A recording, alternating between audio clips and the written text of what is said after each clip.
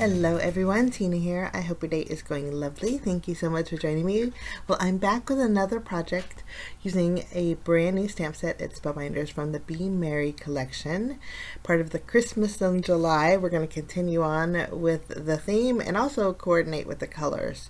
This is the Friendly Snowman stamp set. It is so cute, and we're going to build a fun wintry scene today. I'm taking one of the snowmen. We'll stamp it with Memento ink. There's quite a few in here, little snowman buddies, and one holding a banner, so cute, and then there's one smaller one. We're going to take that smaller one and stamp him as well.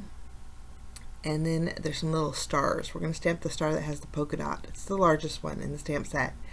We'll stamp that as well. I did leave the coloring in.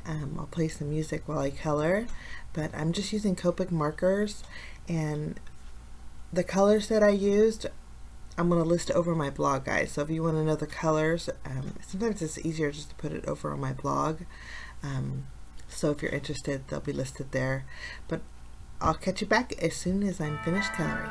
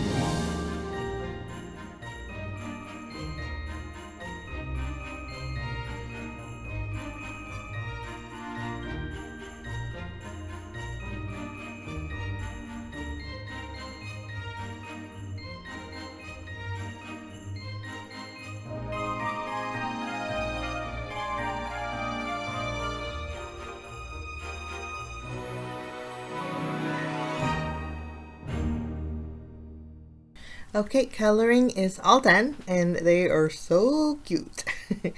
I'm going to go ahead and use my scissors and fussy cut out my images. Very easy. I'm going to leave a little bit of a white border when I fussy cut these out, and then we can continue on with our background. Background's going to be very basic. And again, since we're celebrating Christmas in July, I thought we'd use some blues and reds, and of course there's some pinks and greens in here too. So there they are. Next, I wanted to create a frame. You know, I love frames on my cards, so I'm using the Essentials rectangle dies from Spellbinders, and I'm taking the 3 largest dies in the set.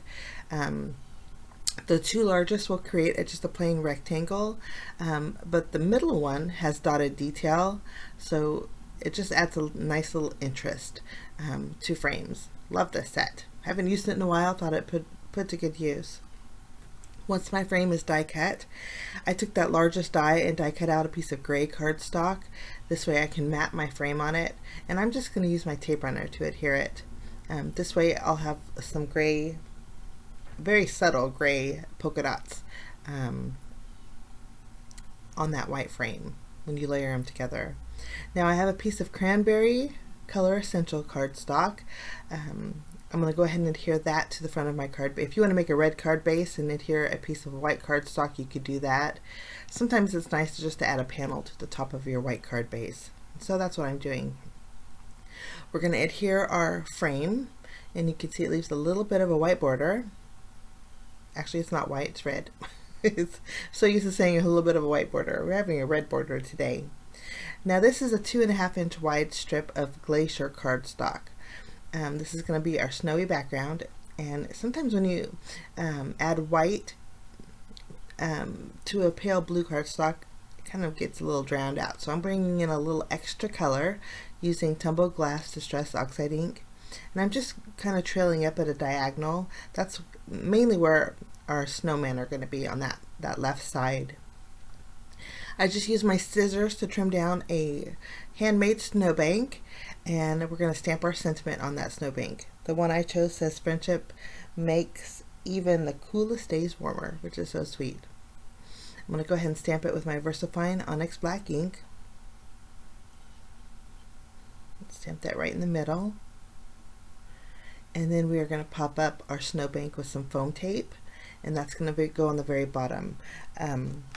So it's 2.5 inches wide, and it's actually, it should tell you the height of it. The height is 3 3/4 inches tall. Now off to the side, I do have a piece of Cosmic Sky cardstock. It's a dark blue.